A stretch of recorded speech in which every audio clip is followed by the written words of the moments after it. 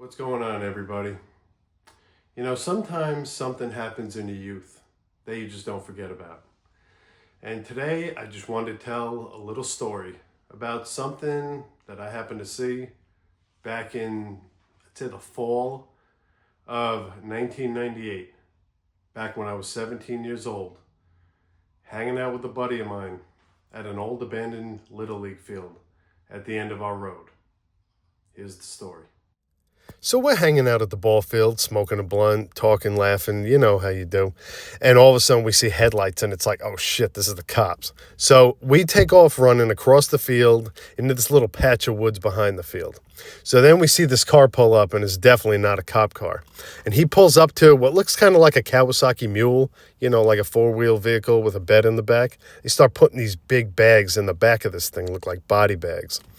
So we kind of track this mule going across like the sand pit behind the field, and they pull up to the mud flats.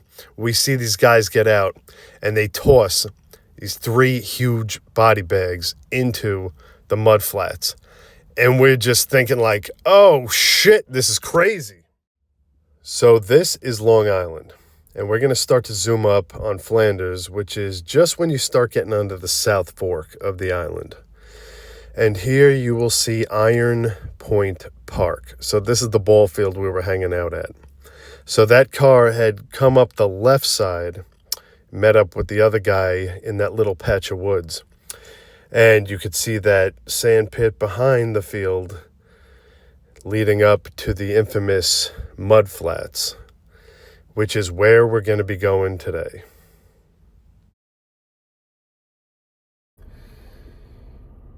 You know, ever since I was a kid, I remember always hearing these stories. It's almost like rumors about, like, you know, mob guys dumping people in the woods back here. I remember even being a little kid, riding bikes, stuff like that, hearing these stories. You know, I mean, we never really knew if anything was true, but, you know, when those guys drove back there, it's not like they were really talking much or talking loud. But the stuff we did here, you could tell those guys were from, like, you know, Queens or Brooklyn. You know, Long Islanders, we have an accent, but we can tell the difference between somebody that comes from, like, you know, like Brooklyn or something like that. And the little bit we did here, you know, because it was a quiet night, the little bit we did here was definitely, these guys were like Brooklyn. They were wearing, it was kind of hard to tell, but it kind of looked like they were wearing, like, tracksuits. It just kind of fit the mold. And we just said these guys got to be mobsters. It's crazy. That was a crazy night, you know. You know, of course, we told some of our friends about it. You know, of course, nobody believes us. It's like, oh, you guys were back there, you know, smoking, making shit up. I'm like, nah, trust me, we weren't making nothing up. That was legit. Yeah, they renovated this field at some point after I had moved out of here because it did not look this nice back when we were kids. But yeah, this was the dugout. It was actually more of a legit dugout back in the day. Not just kind of a bench with a roof over it. But yeah, that's where we were. That's where the headlights came up. That's where we ran. And back there is where they met up with the other guy. Yep, this is the sand pit. A lot of good times back here back in the day. Quads and dirt bikes and whatnot. But yeah, this is the way that four-wheeler was heading. And we're kind of hiding along the tree line, trying to keep up with it, see where it was going.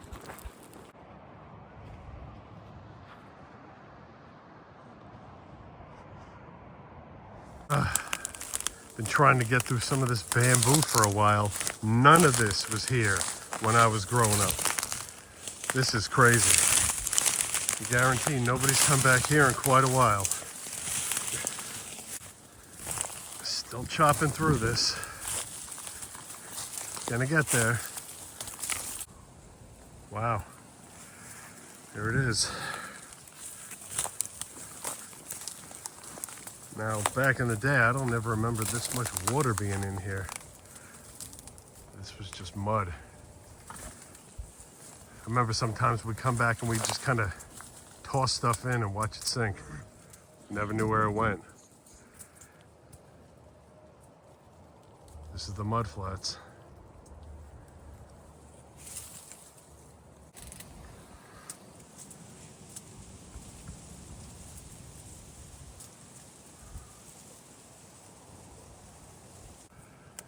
Yeah, I remember we were back here one time and there was no water flowing through here. It was just straight up mud. And we dared one of our friends to, take a little walk across it. And he had flip-flops on. He took like one step. And literally this thing ate the flip-flop. He even reached down to try to get it. It was gone. Whatever was thrown in here just sank. Nobody's ever gonna know how many people are buried here. But to anyone who's unfortunate to have this as their final resting place, I'm just gonna give a little moment of silence.